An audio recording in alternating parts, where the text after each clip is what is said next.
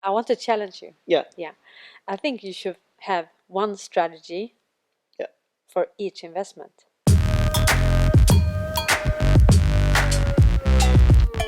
Entrepreneur or a person that's driven are always trying to learn different things. Yeah. So I'm really in love with investments right now. Yeah. So I've been studying, I've been investing my own money in stocks. Yeah.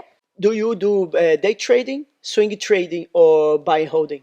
Now is more swing. Yeah. I never really day trade. Then you have to really sell off everything in the same day. Yeah.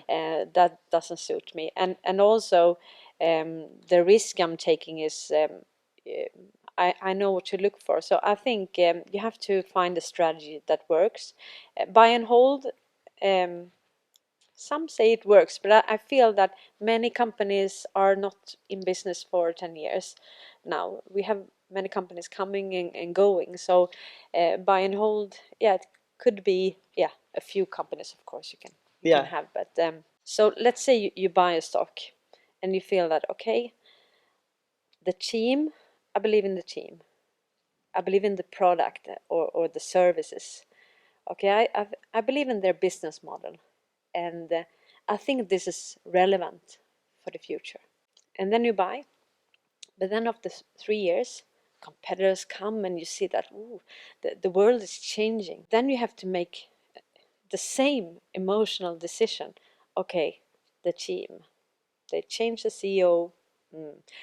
The product, is it really that relevant anymore? Or maybe they've done something that you feel that this is not my cup of tea. I don't want to be part of this if they do this. Let's say money laundry or burn clothes or whatever. Yeah. And you feel like, no, this is not something I want to support.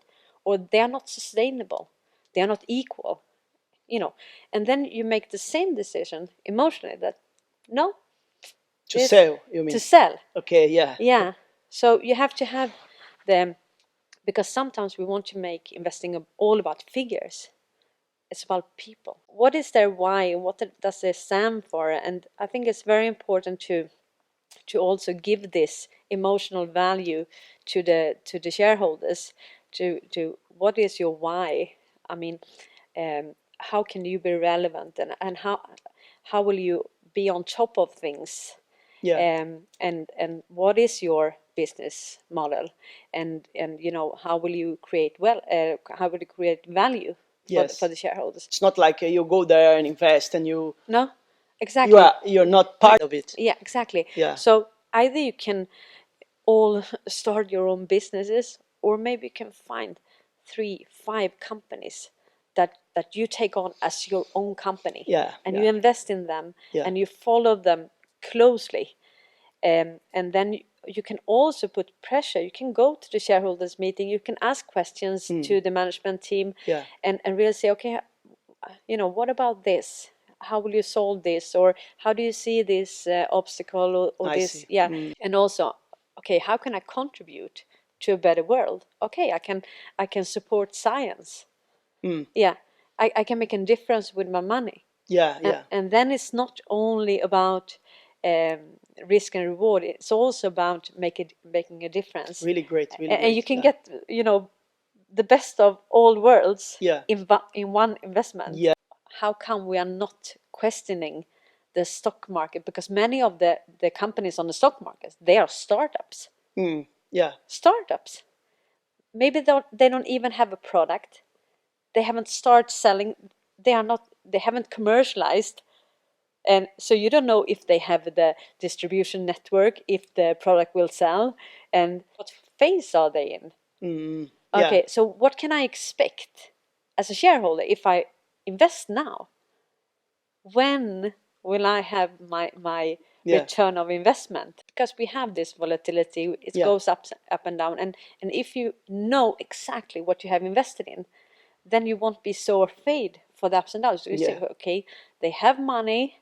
I believe in the product. I believe in the team. Okay, I know that they are doing this, and they have disproven concept. Yeah. And then you say, okay, yeah, because the share price is driven by two things. It's the confidence in the company and the expectations of the company. Yeah. So maybe you don't know so much, but you have a huge expectation of the company. This has potential, or this person have invested. Anders Borg, he invested. I believe he can make a due diligence. Finance finance minister of Sweden, former. But and then you say, okay, he invested. Oh, this must be good. But that's not enough. You have to see a few more things before you I invest. see. Not only follow other people. Yeah. And then they created a hype. Pump and dump. We have that. So, and you have to be able to see through that. I see. And also, when the stock price is going up, the volume is going up, then it's time for you to sell. Because we'll. Yeah, it will, because it goes like this, and then you can buy again. People buy. So the stock price go up, and they buy, and then it can, the downside can be very, very fast, and So I think it's very important to find a business, and maybe the volume is not there, and the price is very cheap, and you buy, and then you say, okay, now other discover this company. Yeah. I found it first, and then the volume is going, then you sell. Yeah. Then it goes down, and then you buy again. I want to challenge you. Yeah. Yeah. I think you should have one strategy for each investment. So, okay, you buy this company, Apple, for example. Okay, what do we know about Apple? Okay, we love their products, and we believe in the company. They are not following trends, they are creating the trends. Yeah. And they are innovative. They are recruiting talents and letting them be creative. With all this, do we think that Apple still will be able to create trends coming 10 years? Yeah, I believe so. Okay, so I can invest that. That can be very much buy and hold. Okay. Yeah, so that's one strategy. Yeah. And then I have like a company that is like a research company for something like cancer, and I feel that, okay, I believe in this team, and I really want to find solutions for this problem, and that the risk is higher, but also the reward, and then you can have one strategy for that investment. I see. So it's not about it's not black and white. You can So let's say you pick 5 companies in different phases for different reasons why you buy it, but you really follow them closely. Then you can have Different. multiple strategies. I like it. Yeah. So, but we always want to create rules for everything. We are like that. But this is the world is changing. The companies are changing. The challenges are changing. So we also have to adjust more now. So just to buy and say, okay, in 10 years everything will go perfectly, I don't have to look at it, it doesn't work anymore. So let's say autonomous vehicles, for example. Okay, we know that will come. So maybe you invest in several companies within that field. Or robotics, that will come. Okay, what are the best interesting companies within robotics? And what have they done before? Maybe multiple exits. They have money, they have knowledge, they have network, they have track record. So, and then you can maybe invest in three of them. Yeah. But to find them early, and then follow them closely, and then grow with them. You grow with them, but also take emotional decisions. Like, okay, now I don't believe in this anymore. Just sell, take the loss, don't whine. Take the loss. Yeah. So what do you think about banks? Yeah. Would you invest in banks, or what do you think? It's something that will disappear, or they are. I think the challenge is, fintech is moving really fast, and with blockchain and so on. We are very traditional, so we will still use banks, but I think we are used to having like apps and different providers. We don't have one bank, and we are not loyal. We can just change bank. And if you look now at Nordea, that moved, many people said, no, okay, I don't want to be part of this. It's not Swedish anymore. They are selling, out the company.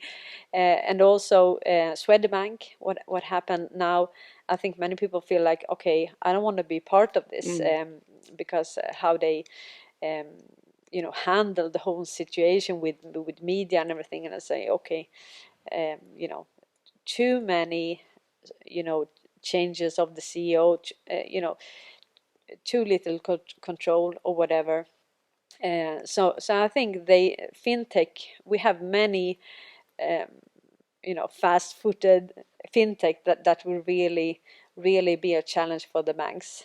Okay. And also the digitalization that will come even more. So reprogram yourself to not rely on other people. Don't trust anyone. Trust yourself and learn and be curious. And this is so fun to actually make investment, make a difference with your money, but also have enough so you can, choose your life and your work situation and where you live.